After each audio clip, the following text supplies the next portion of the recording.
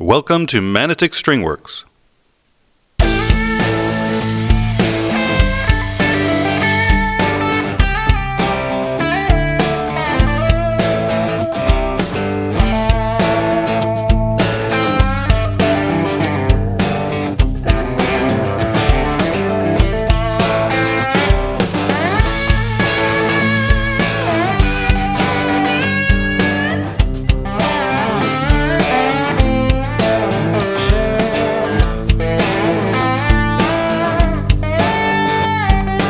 Please remember to like and subscribe for more video content. Alright, so on the workbench today we've got this really nice Japanese Squier Telecaster, so a vintage Japanese telly from 1981 to 83. It's all original. The owner bought it new back in the day and hasn't really played it much in a long time, so wants me to have a look at it, give it a once over, fix anything that's wrong with it, give it a good setup. Really nice. I'm lucky I've had a couple of nice Telecasters in the shop in the last few weeks, so let's have a closer look. So there's a big interest in these Squiers that were made in Japan in the early 80s because generally they're very good quality and they play really well, sound good today, and they're pretty sought after actually. So one of the first things you look for in a Japanese telly from this era is the bridge. So the bridge should be stamped Fender. So you should be looking for the Fender stamp on the bridge as well as a serial number, and in this case it has a JV beginning, so JV and then 5 numbers. So that tells us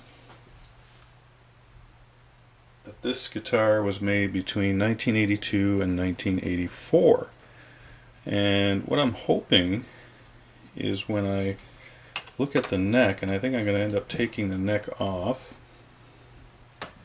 that we're going to have a nice little date stamp right in here. And you can see it's the old style truss rod adjustment as well, right? So we'd have to take this pick guard off at least to get at that truss rod, but I'll take it off, and I'm going to take the neck off too. The owner's asked me to do that because he's interested in knowing the exact date as well. He did buy it new, but can't remember if it was 82, 83, 84, maybe an 85. So for all intents and purposes, these are Fender Telecasters made to the same specs, made to the same quality level in Japan. I believe these are alder bodies, full maple necks, of course. Have some nice vintage tuners. I like split post tuners a lot. And the Telecaster decal is really cool. I have to check the radius. I don't think it's a 7.25, but we'll check the radius. We've got some sharp fret ends here. Not the tangs, but just the ends of the frets, so definitely going to want to dress those, especially down here. Oof. I think you can probably hear that. That would cut you. Single ply pick guard. We have the slotted screws, not Phillips. These are a little tarnished. Of course, we have the bridge with brass saddles. I did notice something interesting. Look at that. The screw is really bent. Now, I don't know if that was somebody's attempt for better intonation, right? Because you have to share the intonation basically on these saddles, but I'm not sure what happened there. So we'll have to take that apart and see what we can do about that. And of course I'll just test the electronics, make sure the pickups are working the way they should. Let me, oh, what do we got here? Aha! I think we're going to find a pick under there. That's pretty cool. Here, let me flip it over and we can look at the back side. Alright, so here's the back. Really nice piece of wood. Again, I think it's alder. Don't think it's ash. String through body, nice ferrules, well positioned and aligned. That's good to see. Yeah, that's correct for a Japanese tele of this period. Slotted screws and no logo or anything on the neck plate. Nice skunk stripe. We've got some bangs along here, a few more up here, and they're the vintage tuners, which weren't vintage, they would have been normal pretty much for the time, right? Alright, let's get this thing opened up. So it's always interesting when you start to take things apart, and these are slotted screws, which you don't see too much anymore, right, on things, because who likes a slotted screw? Nobody. My little part spin out. So the idea here is you want to take a square, right, square screwdriver, or a slotted screwdriver. Make sure it fits. There we go. You don't want it too small. So I'm going to remove this pick guard, and you'll notice that the pickup is a style where you don't have adjustment screws in the pick guard. So you have to adjust them when the pick guard off. So this pick guard is going to come off and stay off for a while until we do a full setup and inspect the neck. I'm just curious to see what we have under here before we get going. And I do want to check the neck relief and the string action before I take anything apart, to see where we are to start. Now I should be able to get this pick guard off. It's not underneath, there's not like an overhang on the fingerboard. There we go. There we go. You can see it's single ply, and that's period correct. Put that aside. Oh, there's that pick. Wildaboutmusic.com, Austin Rocks, Texas. That's pretty cool. Oh yeah, there we go. There's the adjustment, and that doesn't really look like it's ever been touched, or not much. Oh, and I think I have enough room in there. That's nice. There's a little slot. So I have a special screw, like a sort of a Phillips or a cross wrench that I think I can use for that. That's pretty cool. Yeah, I picked up this little truss rod wrench, Phillips head truss rod wrench at Solo Music in Toronto quite a while ago. I did a little trip out there and bought a whole bunch of gear. So you can see the way it's shaped, right? It's got that cross, and you can get it in these tight places, and I think it's going to work. Oh, look at that. Fits right in there. Isn't that nice? Okay. So I could actually see if the neck is working too, so that's pretty cool. So let me get that in there. And we'll go for a, well, it definitely loosens. Let's see if we can tighten it a bit. Yeah, it's moving. Of course, it's still easier to do the neck off. Okay, well, it's tightening up. So I'll just leave it like that. I put a little tension. There wasn't really any tension on there. And when I had a look at the guitar, there was definitely too much relief. Alright, so let's check the relief on this guitar. Tighten that up a bit. So capo on the first fret, and I'll start with 12 thousandths. So finger here, anywhere where it touches the body, but you know, if you go to the last fret or the, what are we, the 19th fret, somewhere around here. And I'm going to check at the 7th. Yeah, and that slides under there without touching at all. So there's more than 12 thousandths. I like to see 10 thousandths. So here's a 10. Yeah, not even close to touching. Okay, so you know what? I'm going to use that handy dandy little wrench again. And let's see if we can tighten this up a bit more, just like this here. think we can.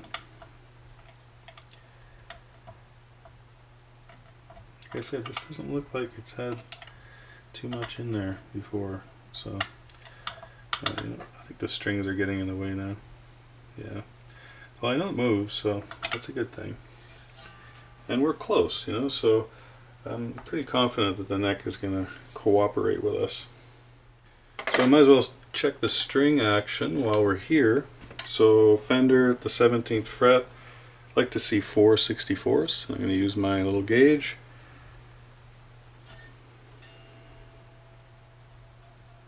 Boing, boing, boing, boing, boing. Yeah, way too high. So we definitely want to get the string action down to 4 64ths would be ideal, but I do foresee a problem. So here's the problem. We want to go down. We're about 6 64ths as an action right now. We want to go down to 4. We might even be a little higher than that, especially on the 6th string. But look at these saddles. I'll zoom in a bit. They are already down to the deck. Yeah. So aside from this one being crooked, they're all down to the deck already. So even adjusting the neck relief is not going to help us because we really can't get these down. So I'm suspecting we are going to have to do a neck shim, which is fine. We're taking the neck off to have a look at it too, so I think we'll do that at the same time.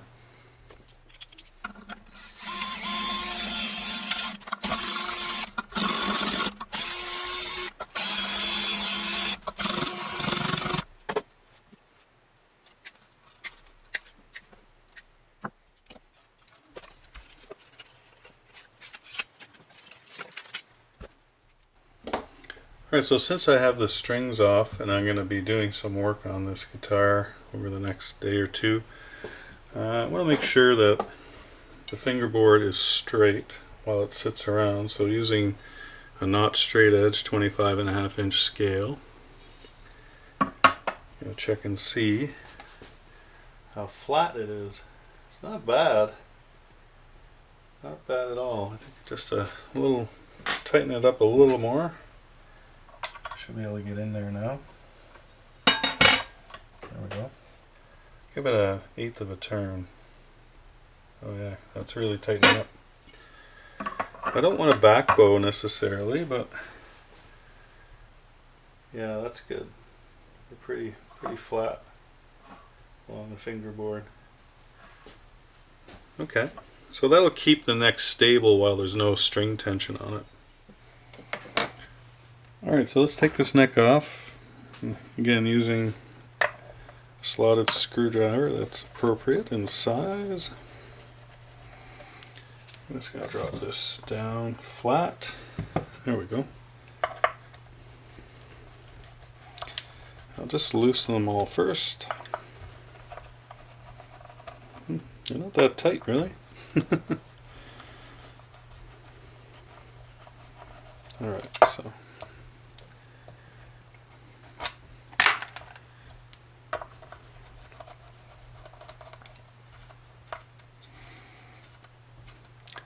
slotted screw heads. There's a reason we don't use them much anymore.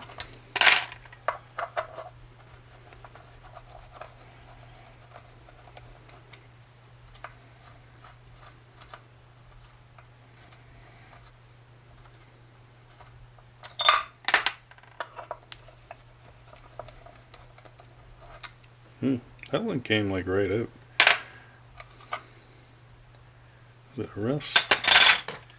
Alright, so you should be able to see this. So there's 83. 1/14, January 14th, 83. I think that's what we can assume from the stamping that's there. And then on the back, we've got 2.ex. Export. Probably means for export, to export, you know. That's pretty cool. So I think we're pretty confident with the serial number And the neck stamping that we're looking at in 1983, and even a relatively early one, right? January 14th, 1983. Pretty cool.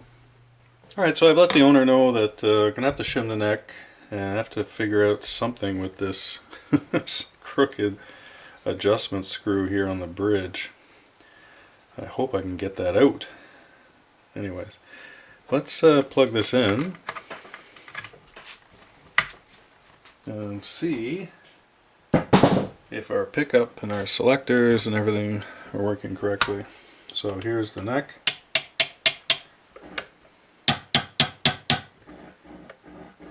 Yeah, they're dirty. I have to clean those. I'll go to the bridge. Yeah. Bridge. And both. Yeah, that's good. Tone seems to be working.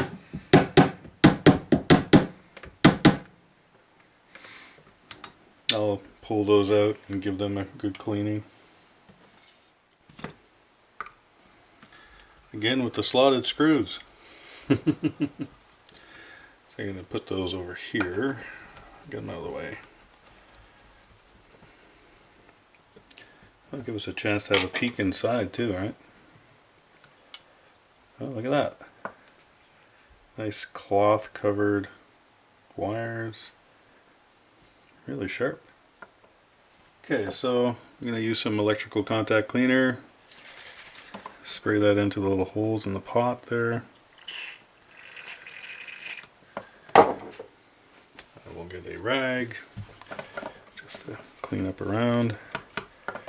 Doesn't do any damage to the finish or anything, but it's always good to clean up. You gotta get it right in those little holes.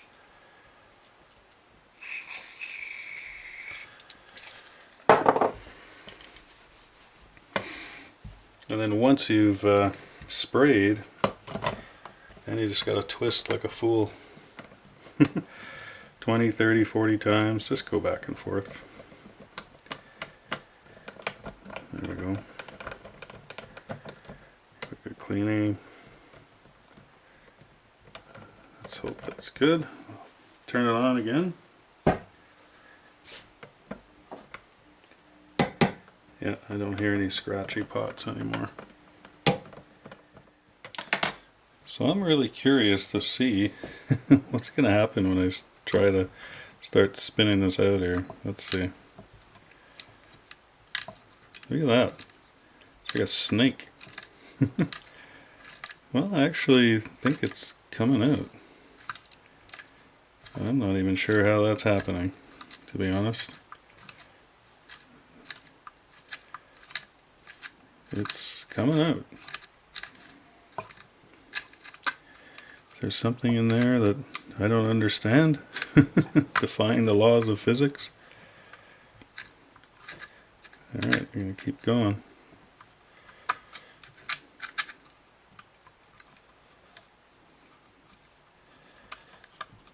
Oh, I don't get it. I mean, there's a spring in there. Obviously the spring is a tension spring, but that's not going to hold a screw together. Yeah, the screw's just bent, so it just looks funny. Looks like a snake writhing around as I loosen it up. But it's coming out. The last little bit might be the toughest, though. Yeah, you can see it just spinning around. Look at that. That is funny.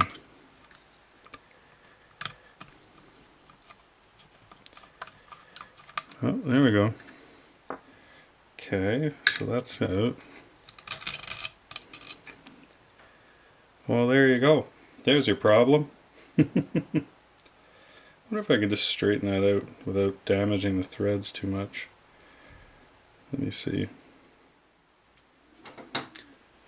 Alright, so I'm going to take this adjustment screw that's all bent and I'm going to put that in a vise and just gently start to squeeze it and see if I can get this back into shape without damaging the threads, you know, just get this over here a bit more. There we go.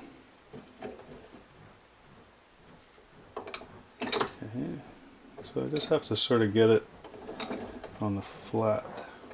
There we go. Okay, that's better, but not perfect.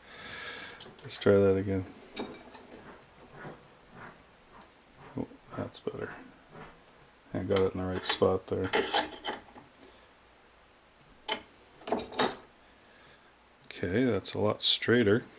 Again, I don't want to damage the threads. I do have tap and die set, but to make sure that it's the right size, I'm not sure. Well, sometimes in life you just luck out. So this is one of the tap and die sets that I've got, and I have a M3.5 tap right here, and when I run that through, I'll just start it by hand. Yeah, it's taking, look at that. That, I believe, is the right one. So what I'm going to do, it's still a little bit wonky, but not terribly so. I'm just going to drive this through my hand here with the screwdriver all the way down its length. That'll clean up the threads, and then we'll check it with the saddle. I'm pretty confident this is going to work just nicely. I'm sure I could have found, vintage screws, or M3. I would have had to figure out they were M3s. But this way, this way the guitar remains original. I like that. It's cool. Alright, so just about finished. I threaded it through the tap the whole way. I'm just backing it off here. And it just comes off beautifully.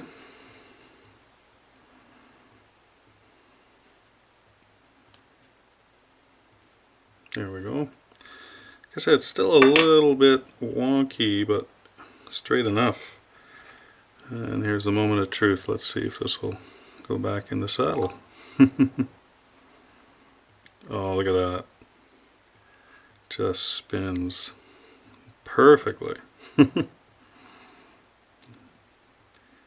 Nice. Well, it cleans it up really nice too, eh? See? Yeah, that's the right one. Alright, well, that's fixed. Cool. I'll put that back on. Actually, before I put it back on, I'm just going to brush out all the dust and debris. I told the client I'm not going to, I wouldn't want to try and clean this thing perfectly, or restore it. This has shown use, its age, and that's great. To me, that's more valuable than anything. It doesn't affect the playability. Still looks good. There we go. Just getting a little bit of dust out of there.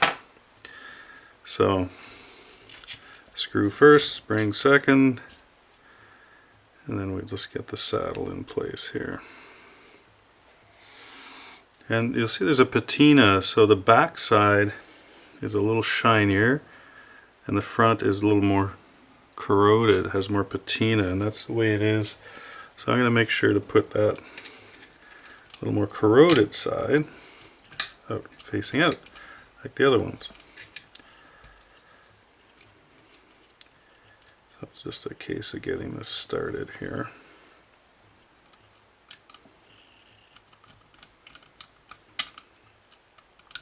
And being mindful, here I've got a smaller screwdriver, just being mindful of going slow here and not letting the screwdriver slip out of the slot too much.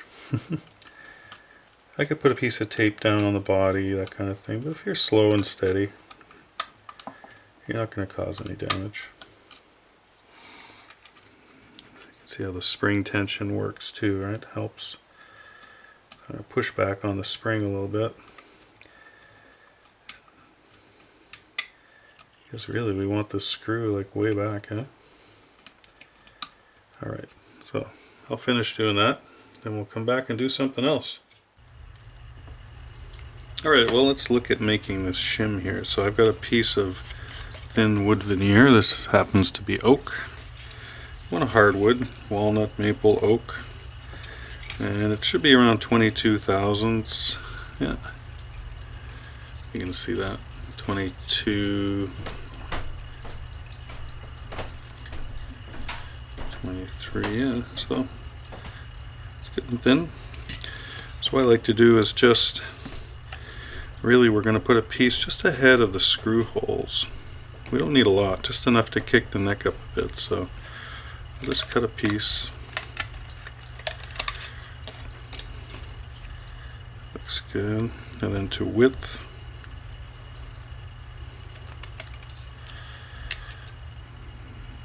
Yeah, not bad. I might have to cut a little more. So just trim the corners, make them round to match the neck pocket.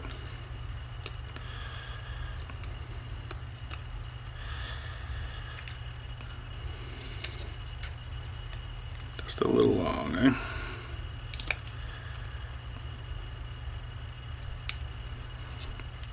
There we go. Nothing fancy, we don't need to glue it in there. So I'm covering the holes a little bit. I can take an X-Acto knife, sort of trim that out a bit.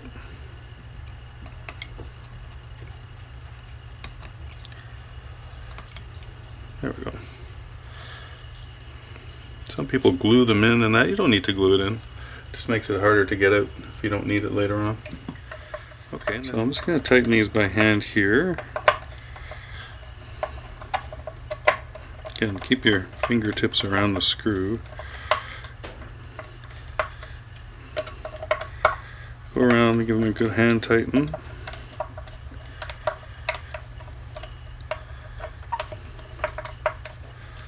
And flip it over. Make sure we look like we're aligned. Yeah. That's where it was, so okay. Looks fine.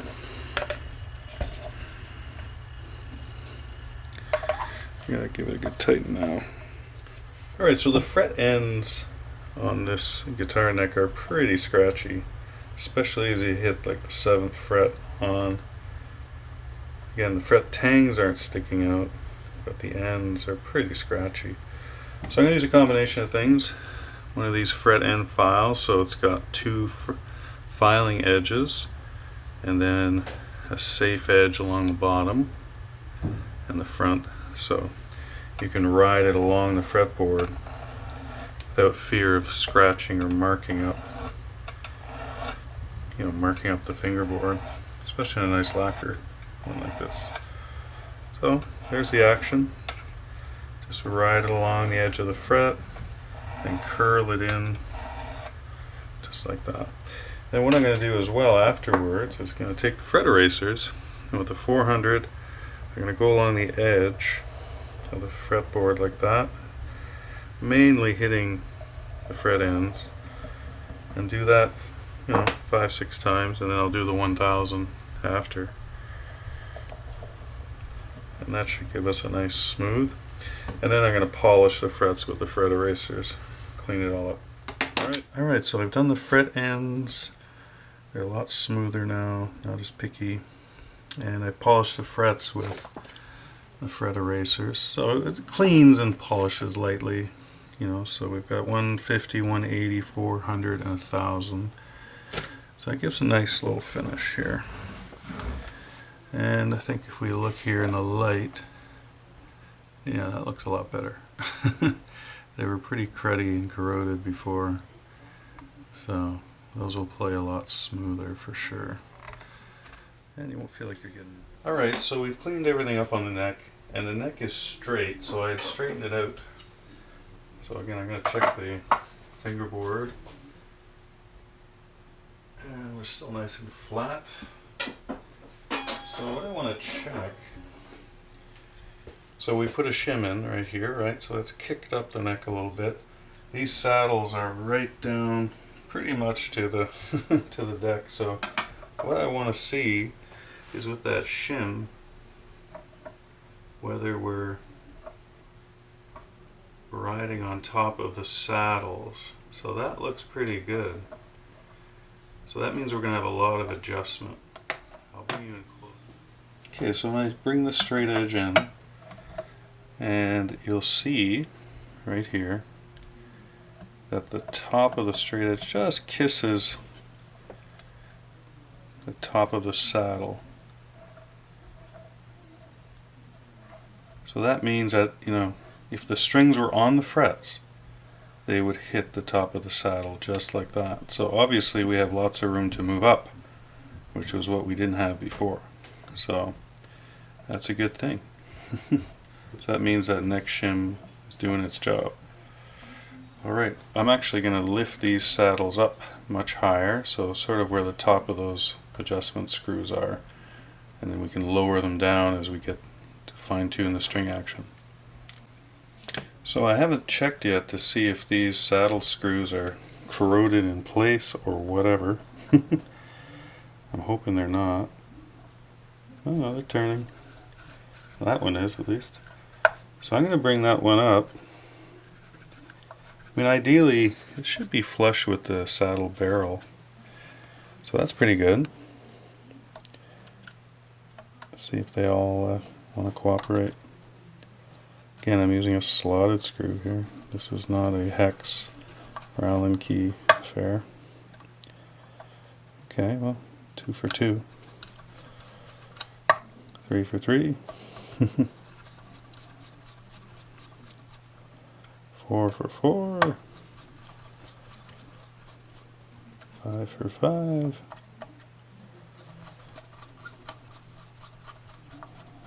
And 6 for 6. So that's good. I'll still put some oil in there, I think, just to loosen them up. Overnight type thing. There we go. I'll clean them out a bit. But yeah, they work. It's good. So now by putting these higher, when I string it up, it's easier just to lower them down than it is to try and raise them all the time, reduce string tension, etc.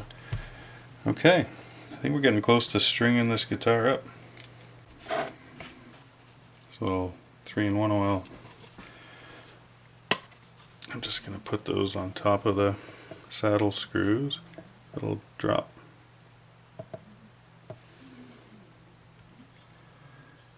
And then I got to put some just on the thread of the adjustment screw.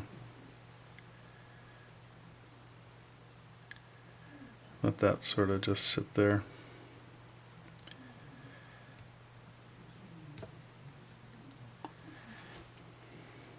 I'll wipe it off before I go to string it up.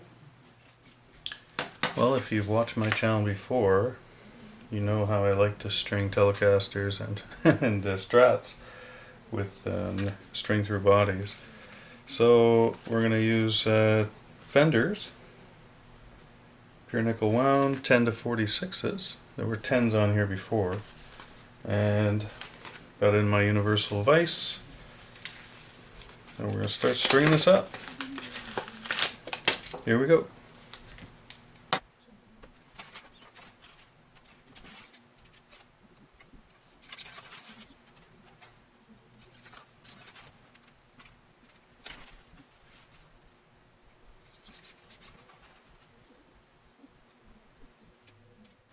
So I've strung up the guitar now, and I just wanted to point something out, and I'll zoom in a little bit. When you're stringing up these Telecasters, you have an opportunity to move the string around on the saddle.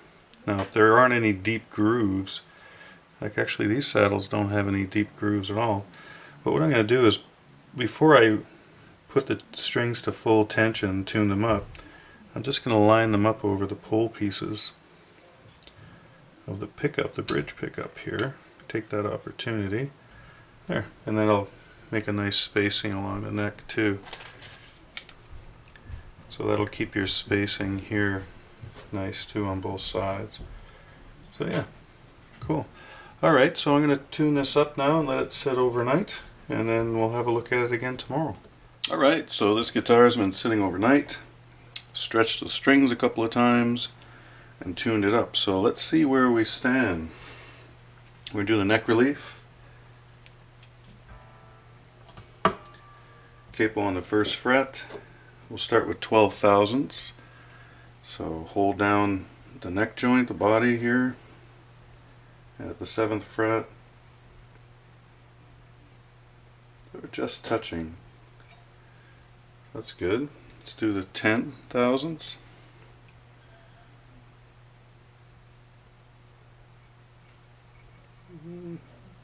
Barely touching. So we're right in between 10 and 12,000, so probably around 11. Could check that. Yeah, so that's good. I like the neck relief. And again, having one of these wrenches really helps in this situation because you can get at that truss rod adjustment very easily. Also because there's a nice route here in the body which allows access too, which is smart. Alright, so let's look at the string action. So I like to see 4/64ths at the 17th fret on a fender. And I'll put my string gauge under and just tap. And if I feel any space between the string and the top of the gauge, then I know we need to lower it. So far everything looks pretty good. That's nice. So I'm going to check with the string action ruler as well. Again, just at the 17th fret.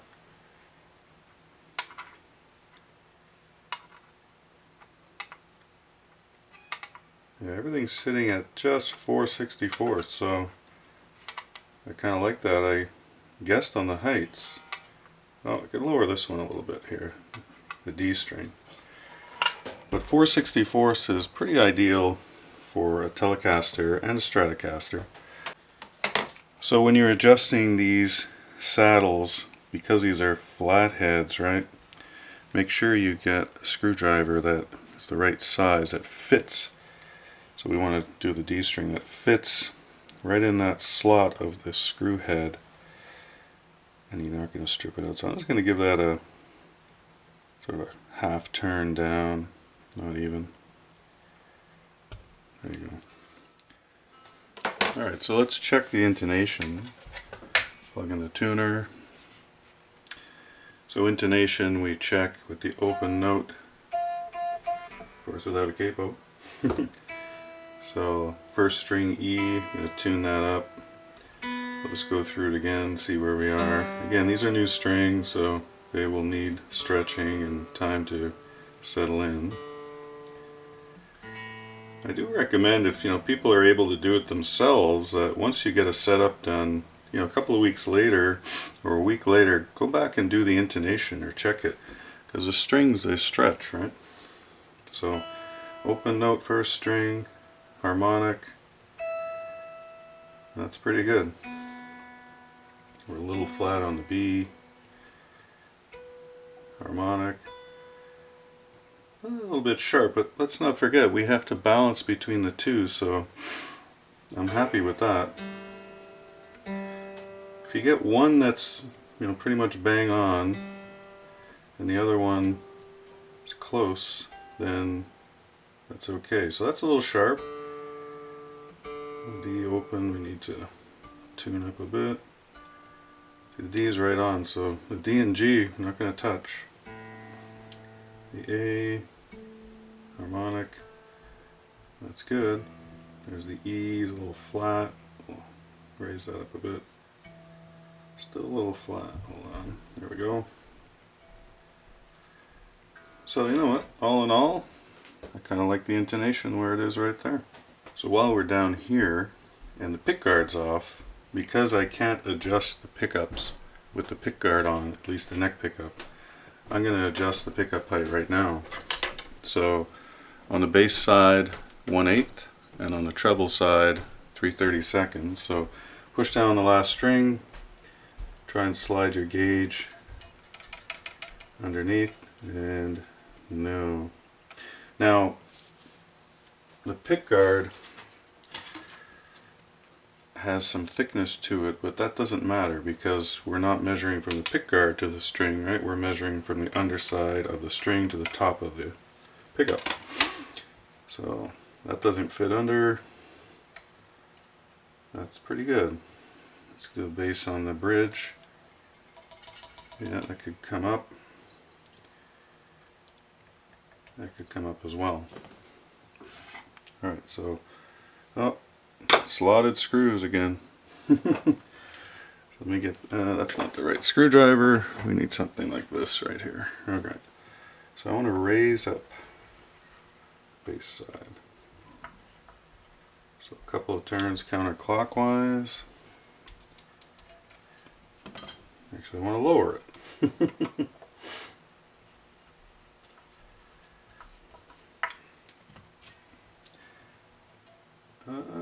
Almost. Just another quarter turn. There we go.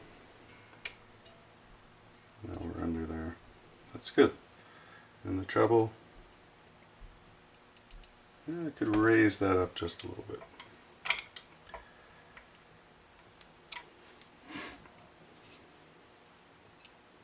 Good. So, you know, the bridge pickup, obviously we can access it with the pickguard on, so I'll do that after. So the pickguard screws on this guitar have slotted heads on them, but they're also very rusted. See that? And I could replace them, but I don't have any slot ones. But also, I don't want it to not be, you know, original to the guitar and have that worn look. So I'm just going to use a wire brush, this wire wheel here, and just give them a little clean so we don't have all that rust everywhere.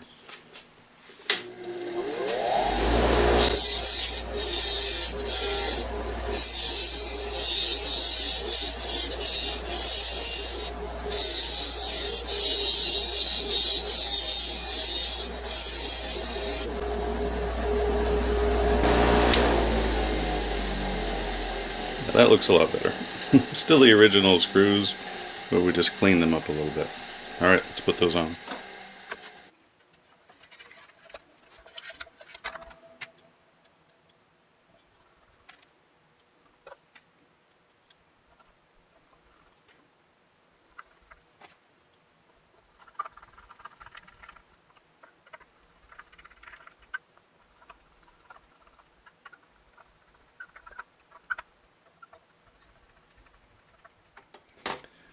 Last thing I'm going to check here is the action at the first fret, so the nut action. So using a 22 thousandths feeler gauge. That's scraping pretty hard. Can't really get it under the A string. Let's see. That's all pretty low. Let's try 18 thousandths. It gets under the E. Still can't get under the A. Let's see if I can get under the no, the D neither. So the A and the D especially are very low. But when you strum in the open position, there's no buzzing up here. It's still okay. But I would recommend to the client that, you know, probably in a year or so, you're going to want to change this nut out and get this action up to a uniform like 18 thousandths across all 6 strings. And, you know, at that time you might look at dressing the frets as well at the same time. But for now, it plays well. Didn't encounter any issues here on the fretboard with the fret rocker when I was checking it earlier. Everything seems good. So I don't expect, let me check up here on the 12th fret. Yeah, the 10th, 12th fret's usually where you get that issue start to appear. No. So I don't really expect any fret noise, any buzzing. But we'll give it a quick check. Alright, well that's another guitar done. This is a really nice Japanese Squier from 1983. Really good condition. A few little fixes. We've got everything squared away. One thing I didn't mention was the radius of the fretboard. It's a real vintage 7.25 inch, so in case you were wondering. But yeah, really nice guitar. And I know the owner is going to be really happy with it.